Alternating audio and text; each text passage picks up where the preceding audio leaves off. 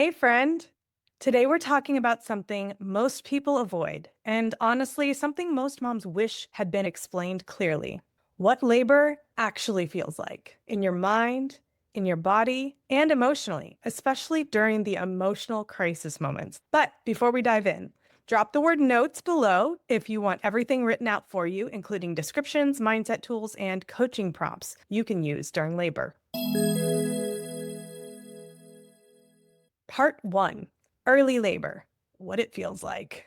Let's start with early labor because this is where most moms think something is wrong, even when everything is completely normal. Early labor often feels like period cramps, tightening across the belly, pressure in your lower back, waves that come and go. They might be far apart and then close together, then spread out again, and that is completely normal. You can still walk, talk, rest, and function, but you'll also start to feel a shift. Emotionally, this is usually when moms start saying things like, are these real contractions? Is this even doing anything? Should we go to the hospital? This emotional wobble is actually a transition point. Excitement turns into doubt. And here's the part most people never tell you: you are not doing anything wrong.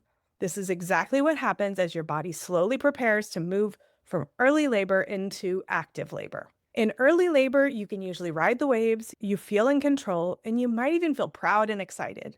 But as your body starts doing the real mechanical work of opening the cervix and moving the baby's head down, everything begins to shift. Your confidence wobbles, you'll start questioning whether you're progressing, the sensations become harder to ignore. You may feel emotional, teary, or overwhelmed. This is normal. This is healthy and it's a sign of progress. And here's the important part: when you understand that this emotional shift means your labor is working, you stop interpreting it as a setback and recognize it as the moment your baby is truly coming closer. Part two. Next comes active labor. You'll feel intensity and pelvic pressure. Active labor is when contractions become stronger and more organized. Here's what it often feels like: your whole abdomen working from top to bottom, needing to sway, squat, lean, and move instinctively, needing to focus. Talking becomes harder. You can't pull away from it, you work with it. Your body shifts, opens, and creates space for your baby. Now, if your baby is what we call occiput posterior, or also known as sunny side up, meaning facing forward toward your belly button, the sensations can change. Moms often feel more back pressure, deep grinding sensations in the pelvis, pressure in the rectum earlier, and a feeling like your baby is pushing on your tailbone. It's not dangerous, it's just a different pattern of pressure. This is where position changes, movement, and support matter. Now let's talk about pelvic pressure. This usually shows up as you move from active labor into transition, and it's the moment moms described as something happening deep inside your pelvis.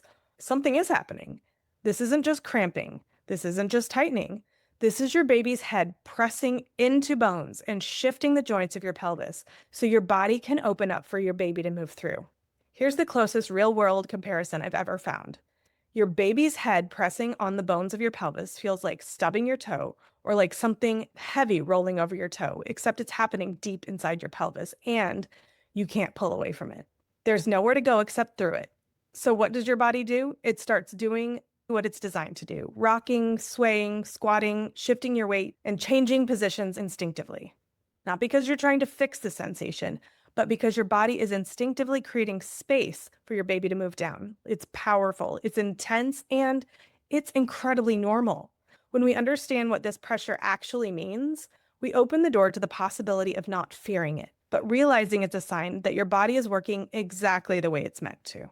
Next comes the rectal pressure, or the feeling like you gotta poop. Let's normalize this. When your baby's head presses on your rectum, it literally feels like you need to poop. This is one of the strongest signs that your baby is low and your body is almost ready to push. It's intense and it means your body is working perfectly. Let's be honest, sometimes you do poop. Whether you have an epidural and don't notice because your nurse is quietly cleaning it up, or you don't have an epidural and you're making frequent trips to the toilet to let it all out. Your body is doing its job. It's making way for your baby. Now, at any point in this process, there may be some emotional crisis moments. This is where the coaching framework comes in. There are predictable emotional crisis moments in labor, and they are normal. A crisis moment can look like crying suddenly, saying, I can't do this anymore, asking to leave, panic between contractions, feeling like nothing is working, losing confidence in yourself, or just giving up over and over again.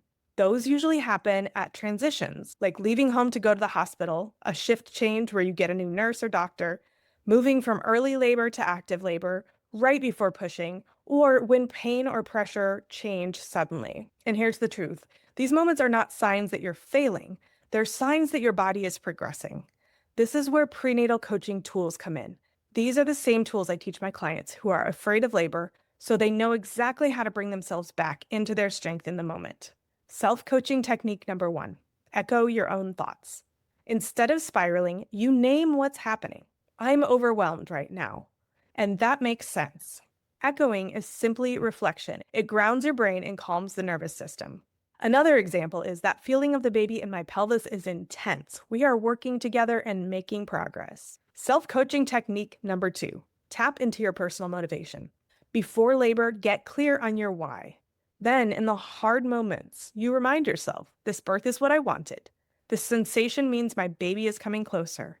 I wanted to stay connected to my body, and I'm doing it. Your own words become your anchor. Self-coaching technique number 3. Remember, you chose this path. Fear makes labor feel dangerous, but labor itself is not danger. Say to yourself, I am here by choice. My body is doing something healthy. This intensity has a purpose. This is exactly what I wanted. This keeps your mind from interpreting normal labor sensations as emergencies. Self-coaching technique number 4.